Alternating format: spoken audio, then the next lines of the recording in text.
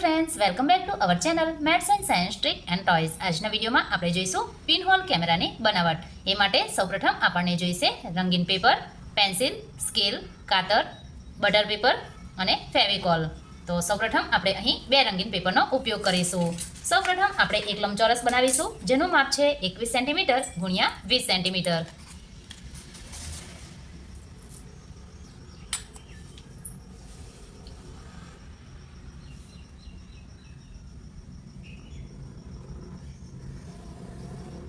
અહીં આપણે 5 સેન્ટીમીટરના અંતરે આ પ્રકારે એક એક ડોટ કરીશું.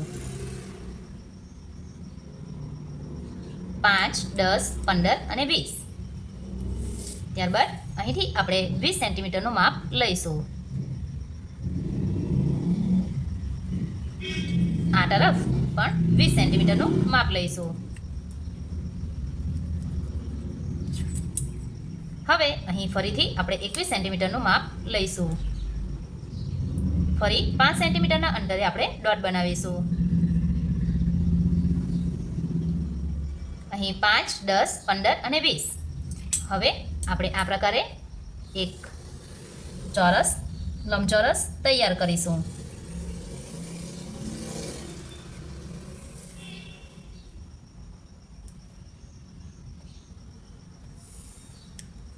ત્યારબાદ જે આપણે ડોટ કર્યા છે એના ઉપર ઊભી લાઈન કરી લઈશું. તો અહીં પ્રથમ જે આપણી લાઈન છે એ 1 સેન્ટીમીટર પછી આવશે. ત્યારબાદ 5 સેન્ટીમીટરે આપણી બીજી લાઈન આવશે. ત્રીજી લાઈન ફરીથી 5 સેન્ટીમીટર પર આવશે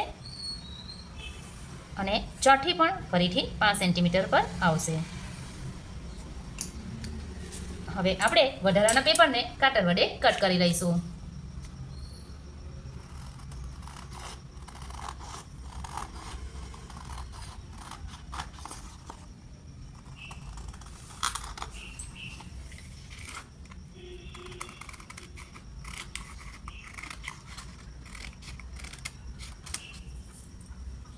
હવે અહીં આપણે જોઈ શકીએ છીએ આ પ્રકારે લાઈન આપણી તૈયાર છે. હવે જે જગ્યા પર લાઈન છે ત્યાંથી આપણે કાગળને ફોલ્ડ કરી લઈશું.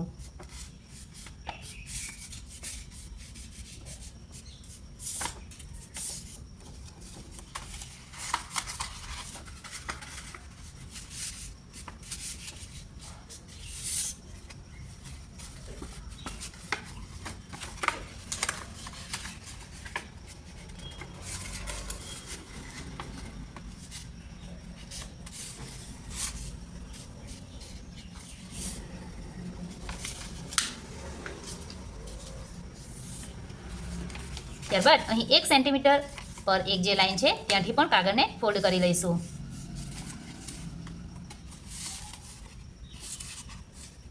અહીં પિનહોલ કેમેરા બનાવવા માટે આપણે જે કાગળ વાપરીશું એ બ્લેક અથવા તો કોઈ પણ ડાર્ક રંગનો કાગળ જોઈશે.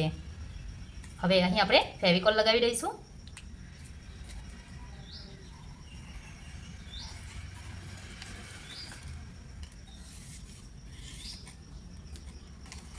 અને આ કાગળને ઉપર ફિક્સ કરી લઈશું.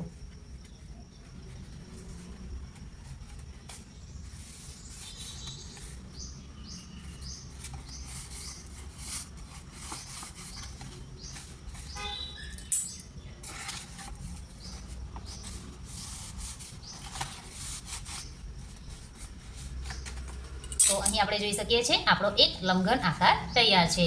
હવે આપણે બીજું રંગીન કાગળ લઈશું. અહીં આપણે સૌપ્રથમ 19 સેન્ટીમીટરનું માપ લઈશું.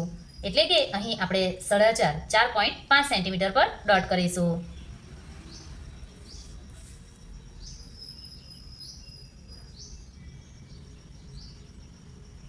ત્યારબાદ અહીં 1 સેન્ટીમીટર. એટલે કે આ જે આપણી લંબાઈ છે એ લંબાઈ થશે 19 સેન્ટીમીટર. હવે આ પ્રકારે આપણે આ તરફ 20 સેન્ટીમીટરનું માપ લઈશું.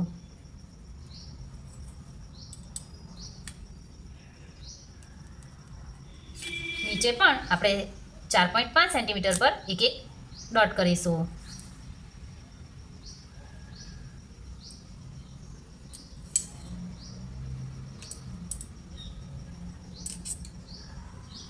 અને 1 સેન્ટીમીટર આપણે એને ફોલ્ડ કરવા માટે રાખીશું. હવે આપણે લાઈન કરી અને બાકીના પેપરને કટ કરી લઈશું.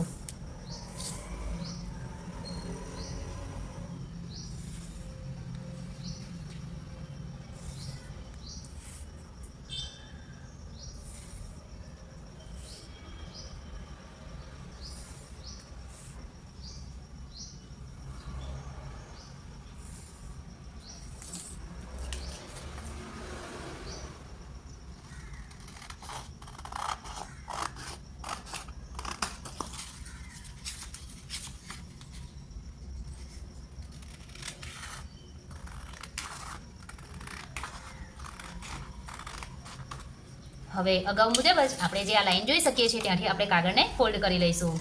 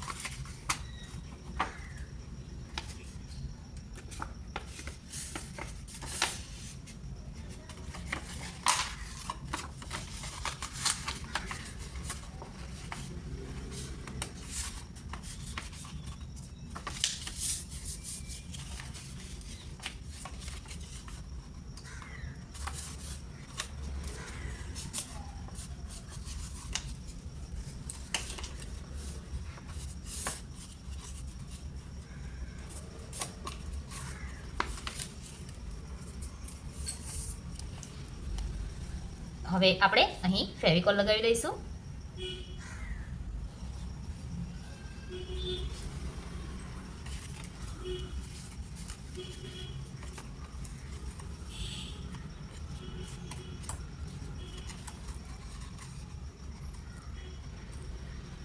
ત્યારબાદ તેને આ પ્રકારે ફોલ્ડ કરી દઈશું.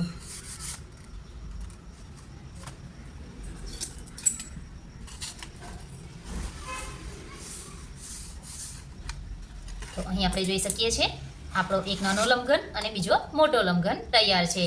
હવે આ લંબઘન આ રીતે એકબીજામાં સરળતાથી સરકી શકે એવી રચના તૈયાર થઈ છે. હવે આપણો જે મોટો લંબઘન છે એના પાછળના ભાગમાં આપણે રંગીન પેપર લગાવી દઈશું. સૌપ્રથમ એ માટે આપણે લંબઘનને ઊભું ગોઠવીશું.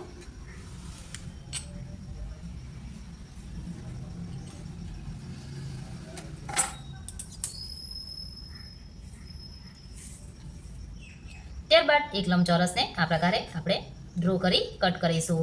લંબચોરસને દોરી અને આ પ્રકારે આપણે તેના વિકર્ણ દોરીશું.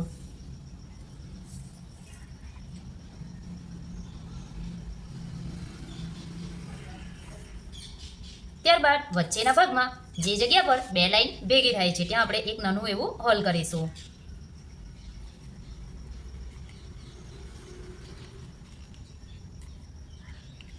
આ પ્રકારે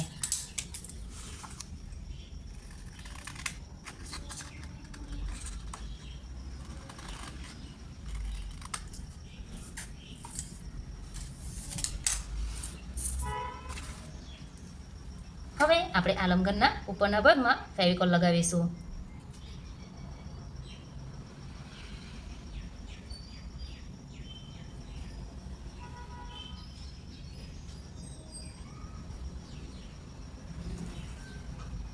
અને આ જે ચોરસ છે એના ઉપર આપણે એને ચિપકાવી દઈશું.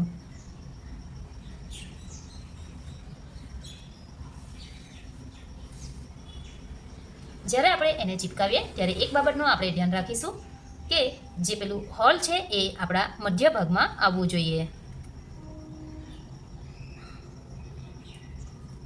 હવે એને સુકાવવા માટે રાખી લઈશું. હવે આપણે ટીશ્યુ પેપર લઈશું. જે પ્રકારે આપણે નાના લંબચોરસ મોટા લંબચોરસ માટે જે પ્રક્રિયા કરી છે એ જ નાના લંબચોરસ માટે કરીશું. સૌપ્રથમ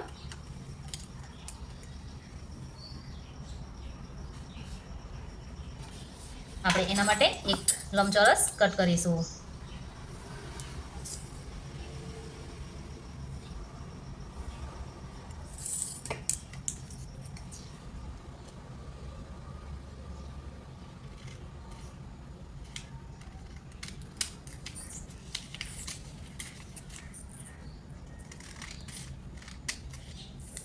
હવે આપણે તેના ઉપરના ભાગમાં ફેવિકોલ લગાવી લઈશું.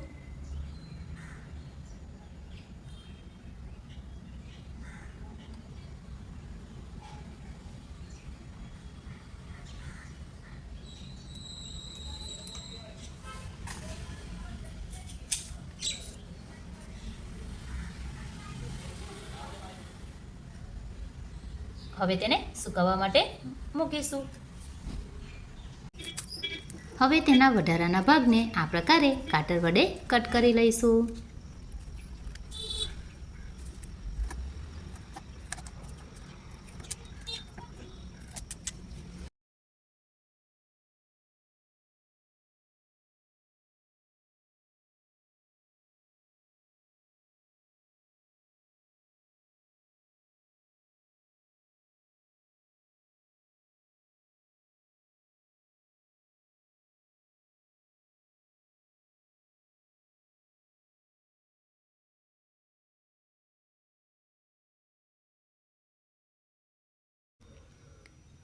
અહીં આ તરફ આપણી આંખ રાખીશું. ચાલો હવે જોઈએ. અહીં આપણે જોઈ શકીએ છીએ જે ચિત્ર જોવા મળે છે એ આપણને ઉલટું જોવા મળે છે.